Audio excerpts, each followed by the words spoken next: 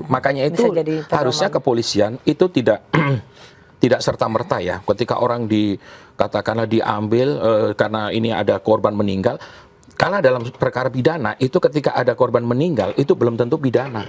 Karena apa? Karena kalau kita lihat di dalam perkara yang Sleman ini ada Mbak namanya alasan penghapus pidana.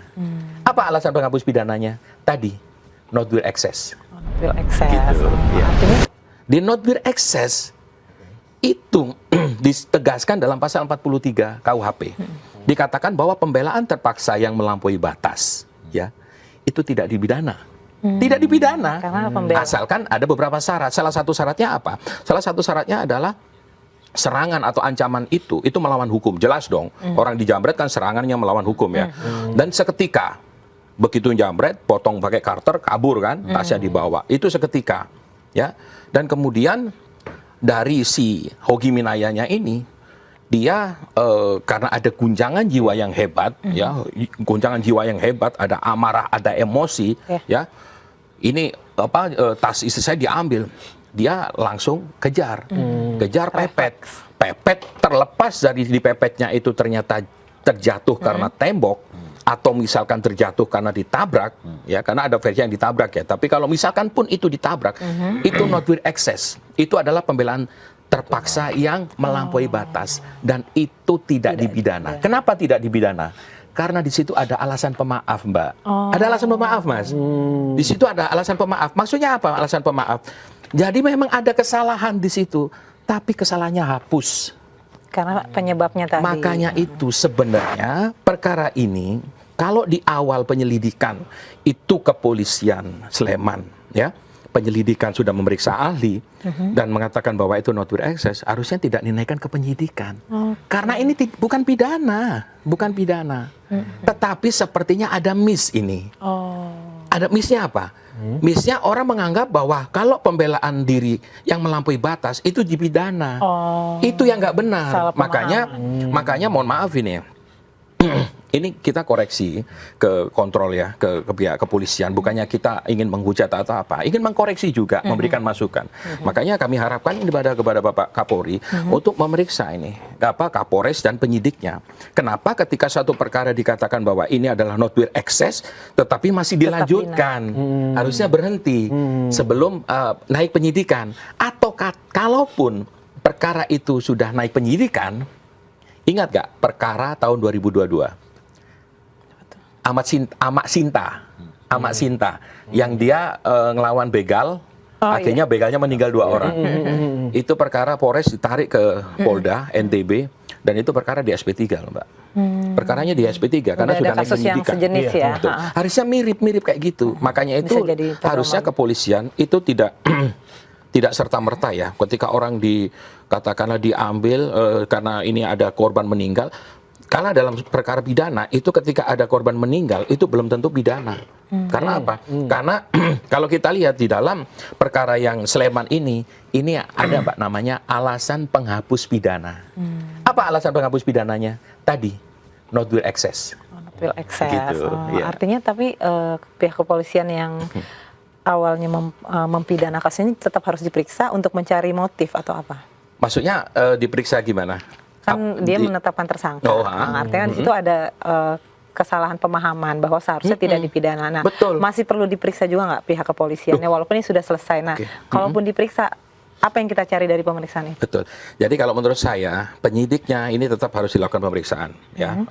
Seperti yang ini ya, spon itu ya, yang jualan spon itu kan diperiksa propam. Harusnya diperiksa propam juga.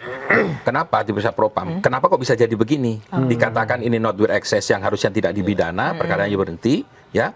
Itu kenapa dilanjutkan? Itu harus diperiksa secara etik, harus betul, secara etik harus diperiksa juga. Harus ada sanksi juga, Mbak. Harus ada sanksi. Karena apa? Karena untuk memberikan efek jera kepada yang lain. Biar tidak terulang. Betul, jangan sampai ini meminimalisir lah, meminimalisir. Ini biar tidak terulang begitu. Apa mungkin ada ketidaktahuan atau miss tadi jangan terulang lagi. Artinya pihak kepolisian harus paham betul prosedur seperti itu.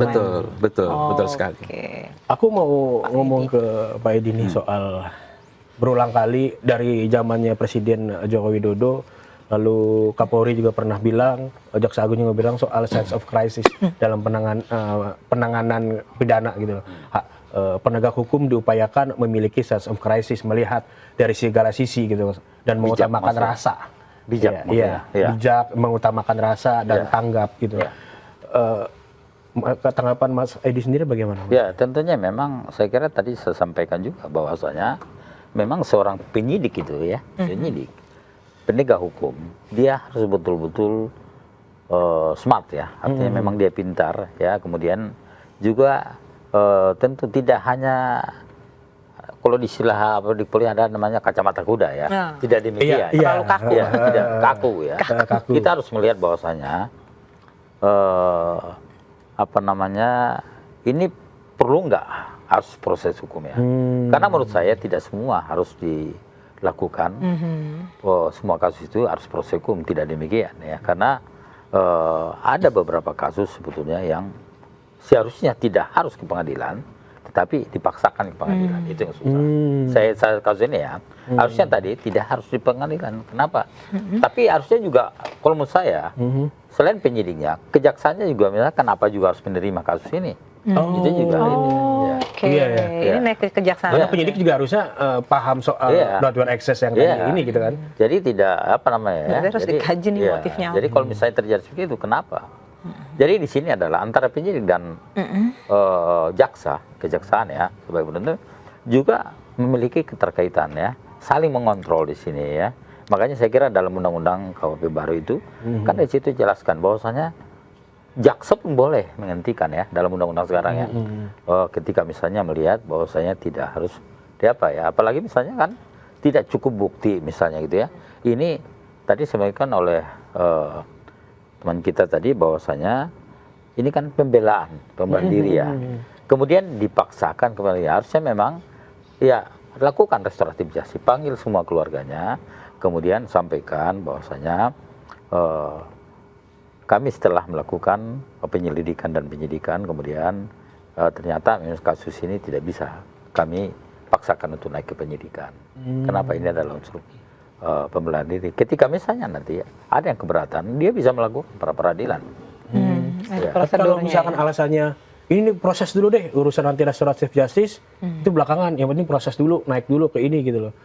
Kan biasanya kalau aparat-aparat seperti itu, periksa dulu, nanti ngomong di nanti biar prosedur yang membuktikan. Iya, biar prosedur yang membuktikan bahasa benar. Makanya kan kalau misalnya terjadi segitu, saya kira kan apalagi kalau sekarang ya, mungkin masa kemarin ya, saya kira bisa di sini adalah saling mengontrol di sini ya. Masyarakat juga boleh mengawasi, mengontrol apa yang dilakukan. Makanya kan ketika terjadi seperti yang tadi ada dulu apa namanya bang kejadian yang dibunuh waktu itu pelakunya yang begal itu ya, itu kan dia membela diri ya, dia kemudian dibegal, kemudian lalu dia bunuh itu ya. Nah, itu adalah pembelaan diri ya sebetulnya ya. Ya, kemudian belakangan dia tersangka gitu ya. Dan itu adalah kalau kita lihat pada saat itu banyak masyarakat protes. Kenapa penyidik kepolisian terlalu mudah menetapkan ini menjadi tersangka ya. Biasanya akan dikritik oleh masyarakat. Oke, nah kalau Pak Slamet aku mau nanya, kalau Pak Slamet sendiri kan mungkin selama ini banyak mengerjakan kasus-kasus. Iya, kalau FYI aja nih, kalau Pak Slamet ini merupakan advokat yang menangani kasus Prita Mulyasari, yang untuk Prita, betul. dan juga pernah menangani kasus salah tangkap di Jombang gitu. Salah tangkap. Nah, dari pengalaman Pak Slamet sendiri, Bapak melihat apakah hukum di negeri kita ini cukup Pak melindungi warga masyarakatnya dari kesewenangan oknum aparat? Iya. Kalau dari yang Bapak pernah jalani. Ya, kalau yang selama ini kita jalani ya, maaf. Jadi kalau kita lihat itu ada beberapa perkara memang ya, yang akhirnya harus dipaksakan sampai ke pengadilan. Ya, tidak semua perkara, tapi ada beberapa perkara itu yang tidak tersentuh media segala macam pada saat itu apalagi ya. Itu dipaksakan untuk ke pengadilan. Bahkan tadi katakan juga ya, Mbak, sampai katakan kalau ada mengejar pengakuan sampai dipukul segala macam, itu nyata, Mbak. Kami perkara yang di Jombang pada saat itu saya masih gabung dengan Pak Uce Kaligis ya. Yang di Jombang itu sampai dipukul sampai pakai beltnya itu Bang, kompresor. Merinding. Dipukul pakai beltnya kompresor untuk ngaku. Untuk ngaku. Ya, Imam Hambali itu.